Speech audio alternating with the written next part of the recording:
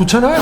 벤처 붐 다시 일으키고. 그 유동자금이 미친 듯이 들어올 거 아니겠어요? 만약 CVC가 그렇게 좋은 거라면 저는 뭐 SK가 가장 이런 우려에도 불구하고 왜?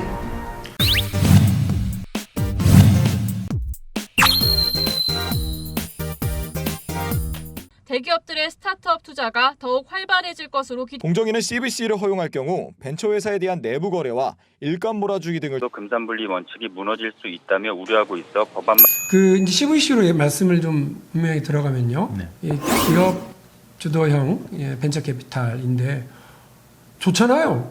저 벤처 붐 다시 일으키고 네. 스타트업들에게 투자해서 기회를 만들어주겠다라고 네. 이제 하는 그런 건데요. 네. 이 CVC를 원칙적으로 허용을 합니다만 관련한 몇 가지 예외 조항들이 이제 있습니다. 보면 네.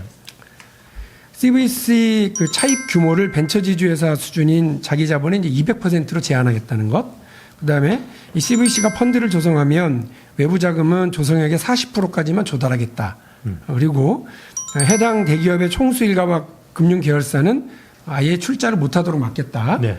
그리고 해외 투자 규모는 CVC 총자산의 20%를 제한한다. 이런 부분들이 나름 안전장치라고 이렇게 네네.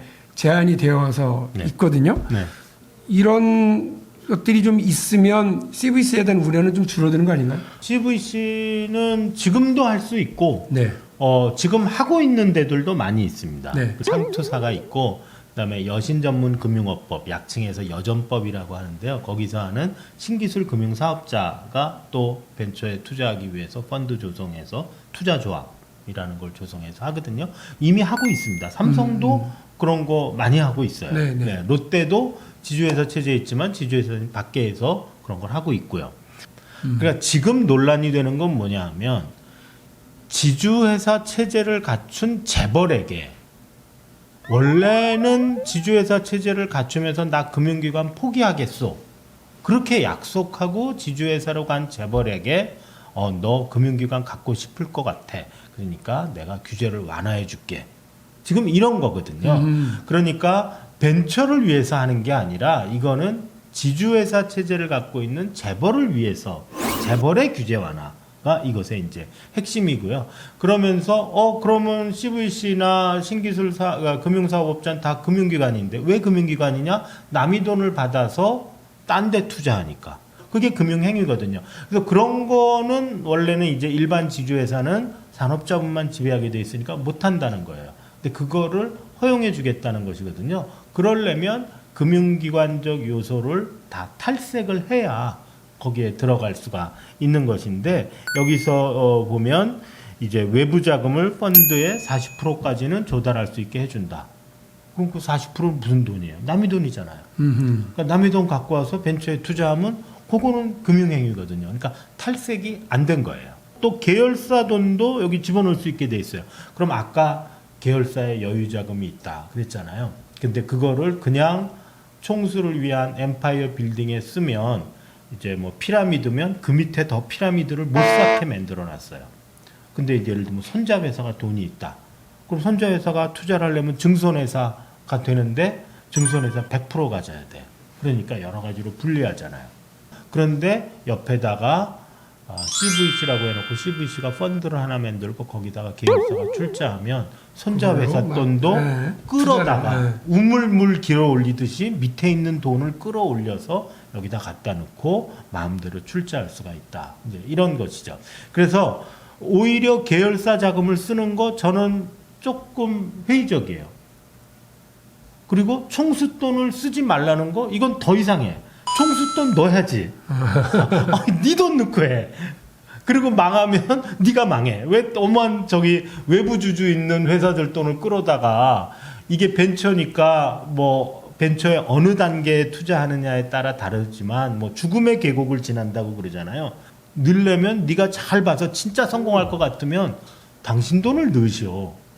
이렇게 해야죠. 그러니까 벤처회사, 지주회사 바로 밑에 넣고 총수는 돈 넣어도 되지만 외부 투자자 돈 안 되고 계열사 돈도 저는 뭐 개인적으로는 반대다.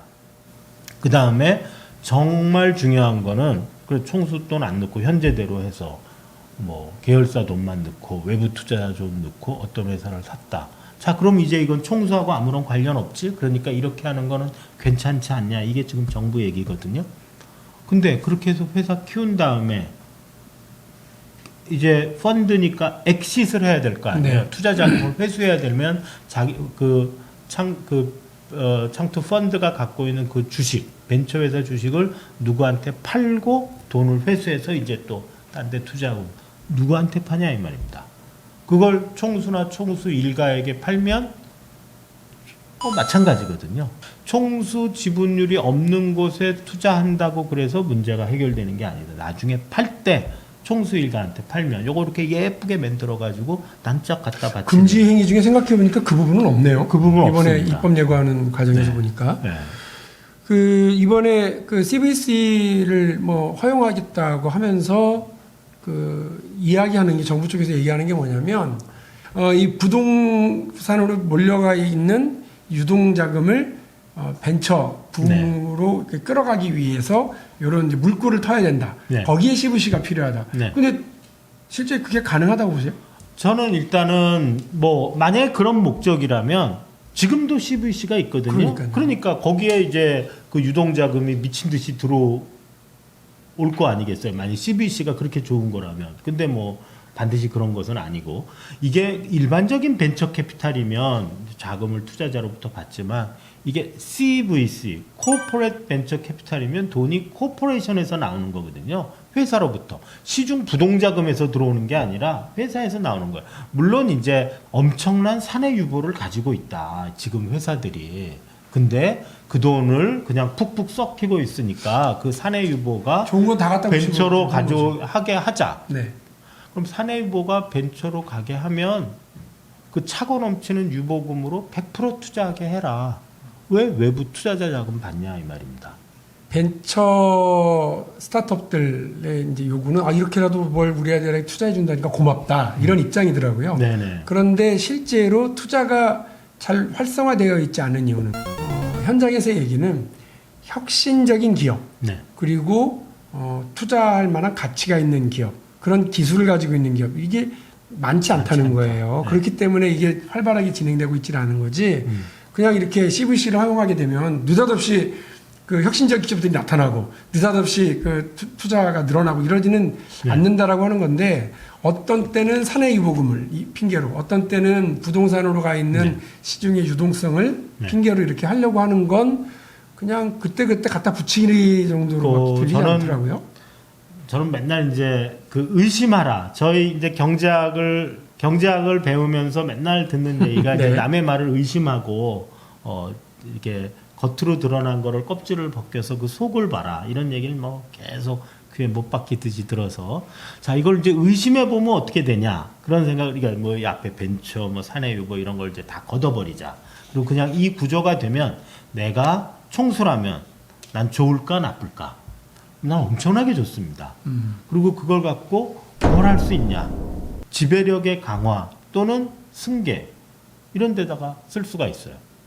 그러니까 뭐 지배력이 강한 재벌은 없습니다. 우리나라의 재벌은 다 지배력이 불안해요.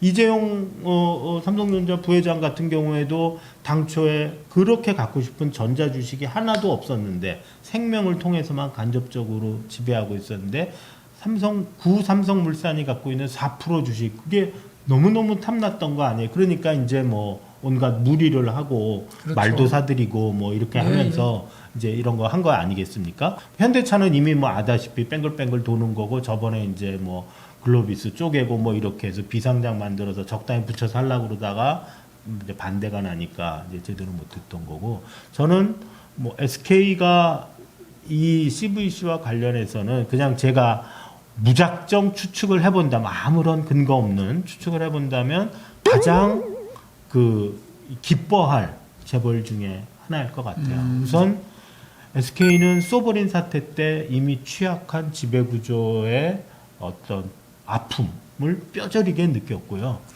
그런데 돈은 없으니까 막 억지로 지주회사 체제로 가면서 간신히 한도를 맞춰가면서 지주회사 체제를 맞췄어요. 더구나 지금 뭐 무슨 일이 있느냐, 뭐 사적인 문제를 말씀드려서 좀 그렇긴 하지만 뭐 팩트니까 네네. 지금 뭐 이혼 소송 재산 중에 분할해야죠. 있고 예. 재산 분할 문제가 있잖아요. 이혼하고 나중에 상속이 될 때 되면 이 누가 대주주냐, 그런 문제가 생길 수가 있고, 생길 수 있죠. 제일 당장 동원 가능한 건 SK 하이닉스 돈이에요. 문제는 하이닉스는 손주 회사예요. 그러니까 이게 이렇게 바꿔져 있으면, 텔레콤이 밑에 있고 하이닉스가 위에 있으면 하이닉스 돈 갖고 딴 데 뭐 이렇게 해도 그 회사는 손자 회사이기 때문에 뭐 상장회사는 20%만 하면 되고 비상장도 40%만 하면 돼요. 회사 지배할 때. 근데 지금 손자 회사에 있으니까 하이닉스 돈을 갖고서 뭘 투자하기가 되게 어려운 거예요. 증손회사는 100%고 그 밑에 또 뭘 만들려면 못 만들게 돼 있어요. 네. 근데 CVC를 하게 되면 하이닉스 돈을 거기에 집어넣을 수 있는 거예요. 그러면 돈 문제도 해결되고, 그러면 그 밑에 조그마한 벤처회사 만들고 자기 집은 안 가져도 돼요. 왜냐? CVC가 투자하면 경영권을 CVC가 가질 거 아니에요. CVC의 경영권은 지주사를 통해서 내가 갖고 있으니까 절대로 딴 사람한테 못 팔고 거기에 뭐 여러 가지 방식으로 그 회사 키운 다음에 나중에 엑시트할 때 자기가 사건, 자기의 사랑하는 자녀가 사건 사면 되는 거거든요. 그래서 뭐 SK가 그런다는 얘기가 전혀 아닙니다. 전혀 아니고, 그러나 이런 식의 가상 시나리오도 얼마든지 우리가 생각해 볼 수 있고, 그 가상 시나리오가 보여주는 건 뭐냐? 이 문제의 본질은 재벌에 대한 규제 완화다라는 거를 보여주는 거예요. 이런 경우는 이제 해외는 어떤지 이렇게 보는 게 가장 좋거든요. 그렇죠. 가장 뭐 적극적으로 혁신 기업들을 인수하거나 투자하거나 이런 게 되게 적극적으로 하는 데가 알파벳, 네, 이름은 구글. 구글의 지주회사죠. 그렇죠. 여기인데 여기 어떻게 거기는 주로 어떻게 하나요? 그러니까 우리가 얼마 전에 그 알파고라는 딥마인드. 딥마인드라는 회사. 그 네. 무시무시한 회사, 알고 봤더니 정말 무시무시한 회사였죠. 인간 지능을 막 이기고 하는. 거기를 이제 알파벳이 결국 사버렸죠. 그리고 뭐 많은 이제 핵심적인 기술들, 벤처 회사 중에 이제 핵심 기술을 개발했을 때 구글이 들어가서 원천 기술을 사고 이런 경우가 많이 있는데, 대개는 이제 지주회사 밑에 CVC를 만들고, CVC가 펀드를 만들면 지주회사가 100% 투자하고. 100%. 그러니까 CVC도, 남의 돈이 아니라, 예, 네, 자기 CVC라는 회사를 설립할 때도 차입 없이 100% 자금. 이런 우려에도 불구하고 왜 그 관료들하고 재벌들은, 재벌들의 속내를 알겠어요. 이런 게 있구나 알겠는데 네. 왜 관료들은 끝없이 자꾸 이런 걸 하려고 할까요? 뭐 관료야 이제 우리가 통상 영혼이 없는 사람들이 집단이다 이렇게 얘기를 하잖아요. 그러니까 뭐 관료분들이 들으면 기분 나쁘시겠지만 좀 많이 나쁘시는데. 뭐 위에서 시키면 해야 되는 거죠. 관료는. 그러면 이제 누가 시키냐? 정부의 집권 세력 핵심층이나 또는 정치권일 것이고, 거기도 사실은 반사경이기 때문에 민심을 전달하거나 뭐 이런 것이기 때문에 실제 뒤에 드라이빙 포스는 저는 역시 재벌이다. 이번에 처음인가요? 이 CVC 추진하려고 그러는 게? 그거는 아니고요. 옛날에도 뭐 하려고 그랬었는데, 이게 이제 공정거래법에 예외를 두어야 되는 그런, 네, 아까 네. 말한 금산분리 규제를 이제 부분적으로 허물어야 되기 때문에 공정거래위원장의 의견이 중요한데, 뭐 전임 공정거래위원장이셨던 분은 반대했다고 제가 들었습니다. 뭐 언론 네. 기사나 이런 데도. 이 네. CVC 추진과 관련해서 상당히 공정거래위원회가 위험한 일이다. 네. 적극적으로 이거 해서는 안 된다라고 일감 몰아주기에 대한 우려, 편법 승계에 대한 우려를 말씀하신 거 그대로 하고 있는 분들을 많이 만나고, 이런 것 때문에 사실 공정위도 내심 반대 그렇죠. 하는데 느닷없이 이렇게 원칙적으로 허용하는 쪽으로 이렇게 해가지고는 네. 왔더라고요. 국회, 제가 정무위 소속이니까 책임 있게 국회 토론회도 가져가려고 합니다. 그리고 국회 정무위원회에서도요, 관련 공청회를 또 이제 열려고 그러는데, 일단 잡힌 것부터 광고를 좀 하겠습니다. CVC 관련한 문제점이 무엇인가 좀 확인하기 위한 토론회가 8월 20일 목요일입니다. 오후 2시에 열립니다. 저 혼자 하지 않습니다. 저와 우리 초선 의원들입니다. 용감한 3인방, 이용우 의원, 오기영 의원, 민병덕 의원이 재선 박용진 의원과 함께 하고요. 또 그 정의당의 배진교 의원도 같이 정무위원회인데, 네. 이렇게 함께 이 토론회 문제점이 무엇인가를 듣는 토론회를 하도록 하겠습니다. 물론 이거 추진해야 된다라고 하는 찬성하는 측의 입장도 들어볼 생각이기도 네. 하니까요. 네. 많은 관심 가져주시고 교수님 오늘 나와주셔서 좋은 말씀 감사하고요. 그날도 발제를 통해서 혹은 토론을 통해서 적극적으로 의사개진 해주시면 고맙겠습니다. 아, 그러겠습니다. 네, 우리 시청자분들한테 마지막 인사 말씀. 오늘 이렇게 좋은 자리에 불러주셔서 감사드리고요. 박영진 TV 구독자도 많은 걸로 알고 있는데 앞으로 점점 더 번성해서 이 유튜브의 넘버원 방송이 되기를 기원합니다. 네, 또 이렇게 원래 덕담 잘 못하시는 분이신데 오늘 덕담까지 해주셨습니다. 구독과 좋아요 꼭 눌러서요. 요즘 여러분들의 많은 지적인 궁금증 이렇게 충족하는 좋은 국회의원의 정책 방송으로 거듭나겠다는 말씀 드리고요. 오늘의 이슈 대담 이렇게 마치면서 앞으로도 전성인 교수님과 함께 대한민국의 공정한 경제 그리고 잘 원활하게 돌아가는 시장 경제 활성화를 위해서 재벌개혁, 경제민주화에 함께 손잡고 열심히 노력하겠다는 다짐 말씀으로 오늘 이슈 대담 마치겠습니다. 고맙습니다.